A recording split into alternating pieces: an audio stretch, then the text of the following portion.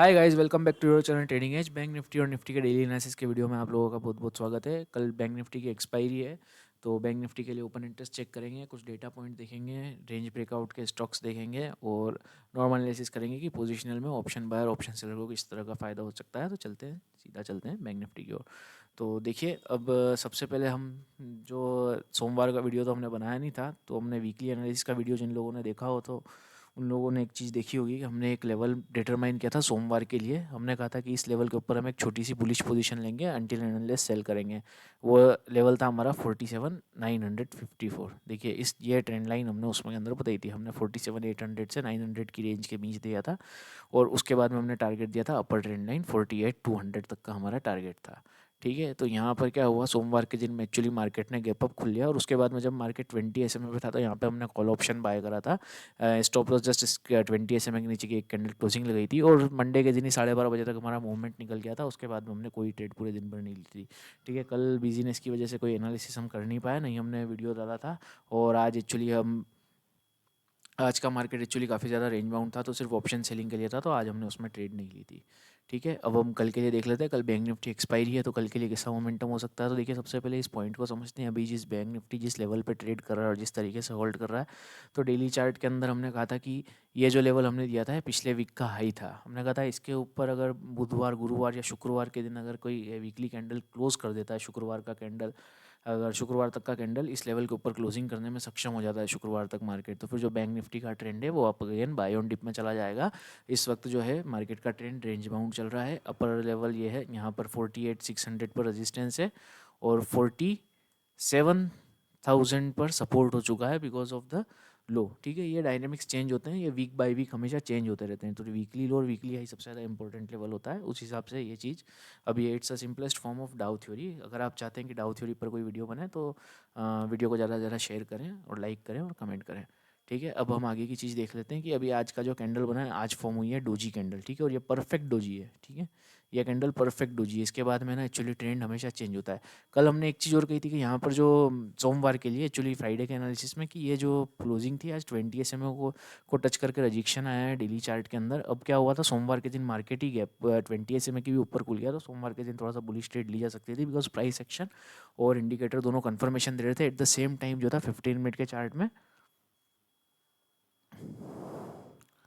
RSI भी moving average के ऊपर आ चुका था। ठीक है, RSI मूविंग एवरेज के ऊपर आ चुका था, तो इस तरह का ट्रेड लेना बनता था। ठीक है, उसके बाद हमने शॉर्ट पोजीशन कैरी नहीं करी बिकॉज कोई बहुत अच्छा प्राइस एक्शन नहीं था और यहाँ पर कोई भी मोमेंटम नहीं बना था। और आज बेसिकली इसमें ट्रेड हम करते भी नहीं है, बेसिकली बैंक फिन निफ्टी में ट्रेड करते हैं, बट सिर्फ एक्सपायरी डेज पर। तो फिन निफ्टी का इसके लिए आज हम एनालिसिस पोस्ट नहीं करते हैं, हम सिर्फ एक्सपायरी करते हैं फिन निफ्टी की। अब यहाँ पर ऐसा है कि आज जो डोजी बनी है, डोजी कैंडल का एक्टिवेशन है, डोजी बनी है रेजिस्टेंस पर। ठीक है, तो अभी कल के लिए क्या व्यू है, सिंपल सा व्यू है। ये डोजी का हाई और लो हमेशा बहुत इंपॉर्टेंट होते हैं।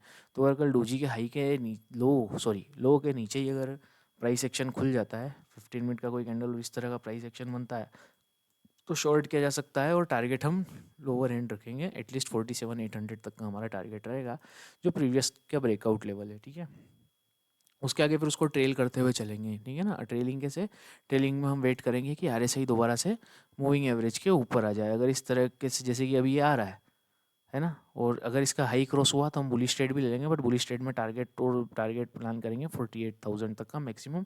और बुलिश ट्रेड लेंगे तो उसको पोजिशनली लेंगे। ठीक है, कल की एक्सपायरी के अंदर नहीं लेंगे। कल की एक्सपायरी में अगर लेना है तो उस समय हम पुट शॉर्ट कर सकते हैं, that will be a better option. ठीक है, और यहाँ से 48,000 तक का हम देखेंगे। सेकेंडरी चीज़ इसकी ऑप्शन चेन हम चेक कर लेते हैं, ताकि हमें थोड़ा सा एक 0 to 0 टाइप का कोई सेटअप बन रहा हो तो मार्केट का डायरेक्शन क्लियर हो जाए और ये पता पड़ जाए कि बड़े पार्टिसिपेशन अभी क्या सोच रहे हैं। तो देखिए, सबसे ज़्यादा हाईएस्ट कॉल ओपन इंटरेस्ट है हमारा 49,500 पर। ठीक है, और पुट की तरफ में जो हाईएस्ट है वो 47,000 पर है और अभी करंट प्राइस है 48,200। ठीक है, तो दोनों ही साइड में लगभग 1200-1300 पॉइंट के तरफ से है, बट कॉल साइड में जो हाईएस्ट ओपन इंटरेस्ट है काफ़ी ज़्यादा दूर है और काफ़ी ज़्यादा है। ठीक है, यानी कि 49,000 तक बड़ा मूव की एक्सपेक्टेशन नहीं है। ठीक है, उसके बाद में जो first highest call open interest है वो है 48,300 पर। ठीक है, अब प्राइस एक्शन में चेक कर लेते हैं हमारा सबसे मेजर रेजिस्टेंस क्या है रेंज का। ठीक है, इस रेंज का अपर एंड क्या है, तो इसका अपर एंड है 48,600 और अभी हमने लेवल निकाला था, जो टारगेट दिया था वो था 48,300।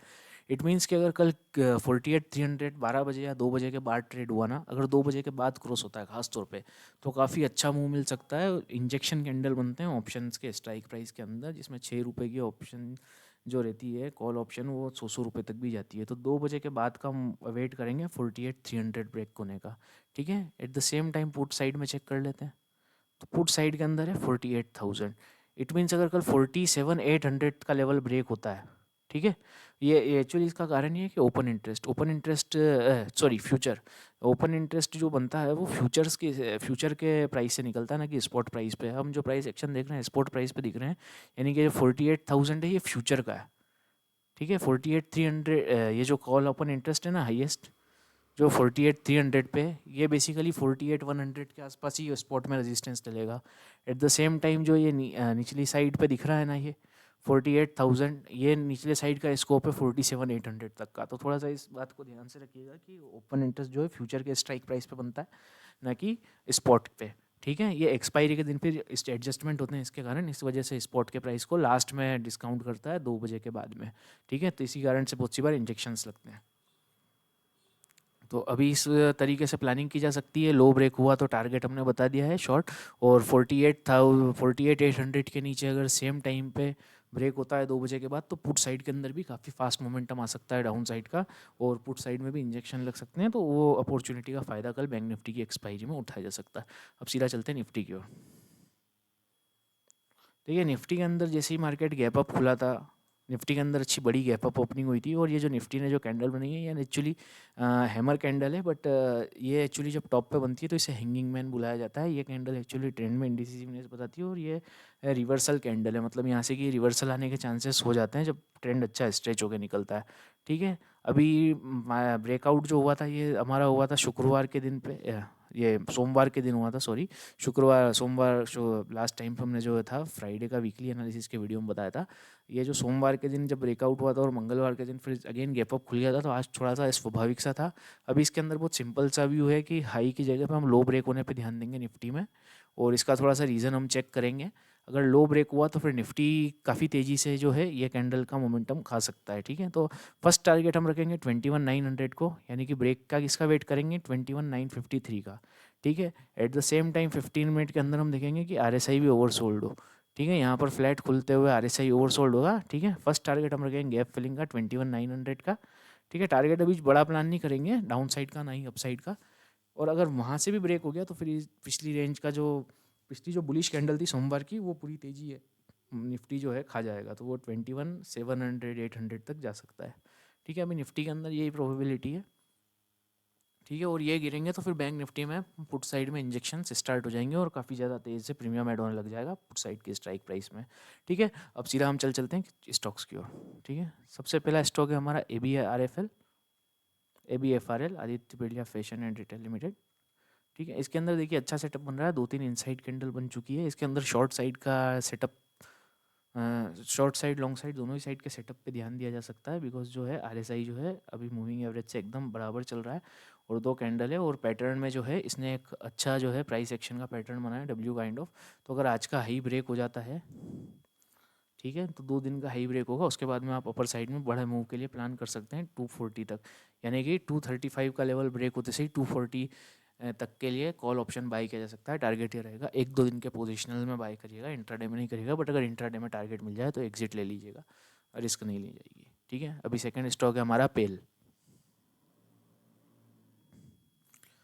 पेल के अंदर सिर्फ हम पुट साइड पर ज़्यादा ध्यान देंगे, कॉल साइड पर ध्यान नहीं देंगे, बिकॉज जो आरएसआई है उसका जो कर्व है वो एक्चुअली मूविंग एवरेज के नीचे जाता हुआ दिख रहा है, और अगर पुट साइड जाएगी तो शार्प मोमेंटम नीचे की तरफ सेलिंग फास्ट होगी, इस वजह से पुट साइड में प्रीमियम तेज़ी से ऐड होगा। तो सिर्फ सिंपल सा है, आज का लो है 919, वो ब्रेक हुआ जैसे ही 919 के ब्रेक होते से ही हमारा टारगेट हो जाएगा 884, ठीक है। स्टॉप लॉस इसी जो डेली कैंडल है आज का हाई 945, ठीक है, यानी कि 1:2 तक का हमें रिस्क रिवॉर्ड अच्छे से मिल जाएगा।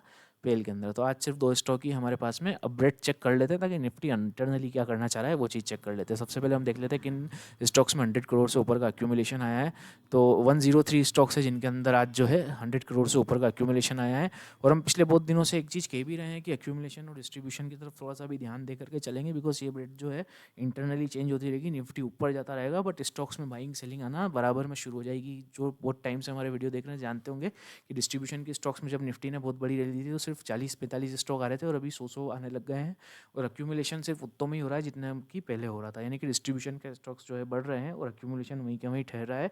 तो इंटरनली जो है प्रॉफिट बुकिंग स्टार्ट हो चुकी है। इसका मतलब ये निकलता है जनरल लेवल पे, ठीक है, कुछ भी तो जनरली हम इसी चीज़ को अज्यूम करके चलते हैं, मतलब ठीक है ना। अब हम डिस्ट्रीब्यूशन की बिट देख लेते हैं। जो इसका कन्फर्मेशन है वो प्राइस एक्शन में ही होता है, बट ठीक है, यानी कि ब्रेकआउट्स फेल होना, स्टार्ट होना, जो वीक स्टॉक्स है उनका और ज़्यादा गिरना, स्ट्रॉन्ग स्टॉक्स ऊपर चढ़ नहीं पाते हैं, तब जा करके 10-15 दिन पहले मालूम पड़ जाता है कि मार्केट में सेल ऑफ आ रहा है। एक और बहुत ज़रूरी चीज़ कि 30 और 31 तारीख को फेड की मीटिंग है, तो उस पर नज़र रखेंगे 30-31 जनवरी के दिन पे। वीडियो अच्छा लग रहा हो तो वीडियो को लाइक करें, चैनल को सब्सक्राइब करें। अब सीधा चलते हैं डिस्ट्रीब्यूशन की ओर। 128 स्टॉक्स के अंदर डिस्ट्रीब्यूशन है। और देखिए अभी जो एक्यूमुलेशन था उससे ज़्यादा स्टॉक्स में डिस्ट्रीब्यूशन है। और निफ्टी ने नेगेटिव कैंडल बनाई है सिर्फ थोड़े से स्टॉक्स ज़्यादा में, बट निफ्टी जो है अभी फ्लैट रेंज बाउंड में उसी रेंज के अंदर क्लोजिंग दे रहा है, ठीक है ना। तो अभी क्या है, ये जो सडनली जब भी इसमें से किसी भी तरह का चेंजेस होगा ब्रेड के अंदर, तो फिर निफ्टी के अंदर उसका इफेक्ट काफ़ी शार्पली महसूस होगा। बजट आने वाला है, इवेंट है, तो अब थोड़ा सतर्क रहेंगे। ऑप्शन सेलिंग भी अभी पोजिशनल जो है सिर्फ 1 वीक तक और लास्ट करें, उसके बाद में ऑप्शन बाइंग की तरफ कन्वर्ट कर सकते हैं। विक्स अभी इंडिया का इतना ज़्यादा हाई नहीं है, तो ऑप्शंस की प्रीमियम काफ़ी चीप है। आने वाले टाइम में किसी भी साइड अगर शार्प मोमेंटम होता है तो काफ़ी अच्छा पैसा बनेगा, बट अगर ऑप्शन सेल करके बैठे हैं तो फिर लॉस ज़्यादा हो जाता है, ठीक है। तो इस चीज़ के प्रति सतर्क रहें। चलिए, आशा करता हूँ एनालिसिस अच्छा लगा होगा। आज के लिए इतना ही। जय हिंद।